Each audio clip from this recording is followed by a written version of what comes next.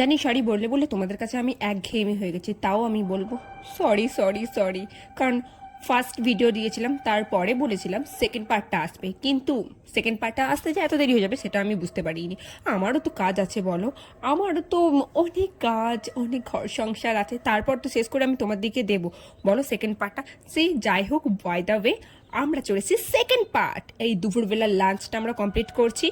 আর এখানে কি ছিল, মাছ ছিল, ভাত, সবজি আর পাঁপড়, মিষ্টি, চাটনি, এরকম যা হোক কিছু একটা, যা খাবার বাবারই বলার বাইরে।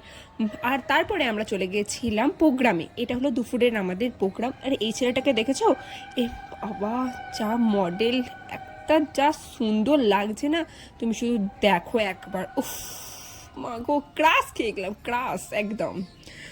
তারপরে আর এটা হলো রাহুল ফাউন্ডেশন, যার মধ্যে অনেকগুলো ডিপার্টমেন্ট পড়ে। প্রত্যেকটা ডিপার্টমেন্টে ছেলে মেয়েরা মডেলিং করছিল, র্যাম্প ওয়ার্ক করছিল আলাদা আলাদা।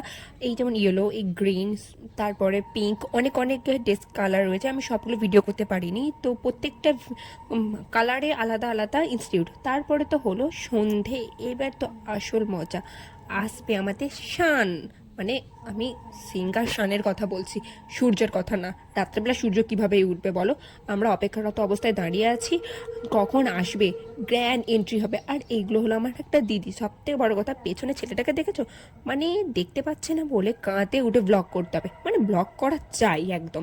আমরা দেখো বেচারা, আমাদের কাঁধে তোলার মতন কেউ নেই বলেই তো আমরা এরকম দাঁড়িয়ে দাঁড়িয়ে পা লিংচিয়ে লিংচিয়ে ভিডিওগুলো তৈরি করছি। আর এখনও এন্ট্রি হয়নি, এমনি মিউজিক চলছে, তাতেই আমাদের মানে কি বলবো, মাতালের এক কাজ, সব জায়গায় গিয়ে নাচতে আরম্ভ করতে। সরি, আমি মাতাল নই। তারপরে এই যে আমাদের দাদার দেখা, দাদা গান করছে, কিন্তু আমি গানটা দিতে পারলাম না কারণ কপিরাইট ক্লেম, সবাই জানো। অনেক দূর থেকে জুম করে করে ভিডিওগুলো তুলেছি।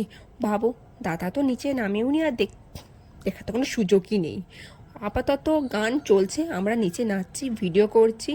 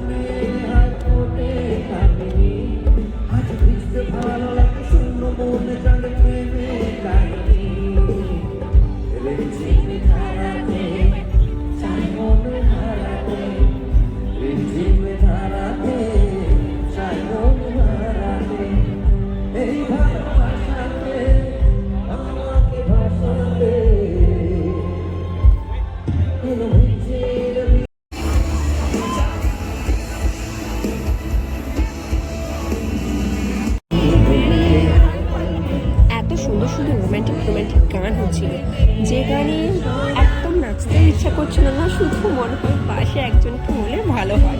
আমি আর মলিনী শুধু ওরকমই করছিলাম বসে বসে।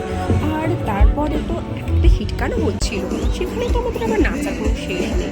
আমরা এই যে তিনটে পার্টনার, আমরা তো কী বলবো, দুঃখের গানেও নাচছি, পাগলের মতো নেচেই যাচ্ছে এই অন্বেষা। আর এই রোম্যান্টিক গানেও নাচতে আরম্ভ করে দিয়েছে।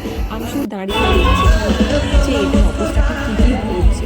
দাদা তো একটার পর একটা সুন্দর সুন্দর একদম ভালো ভালো কী বলবো গানগুলো করে যাচ্ছিল, আর আমরা সবাই মিলে একসাথে নাচছিলাম। অবশ্য ভিডিও করার জন্য তো একজনকে দরকার হতো, সেটা অবশ্যই আমার বৈশাখী রয়েছে, ও সারাক্ষণ আমার ভিডিওগুলো করতে থাকে। আর দাদা ওপর থেকেই যা গান করছিল, নিচে তো নামেনি, লাইটিংগুলো দেখেছো চোখে লাগছিল, আর মাঝে মাঝে উফ, আমেজটাই আলাদা।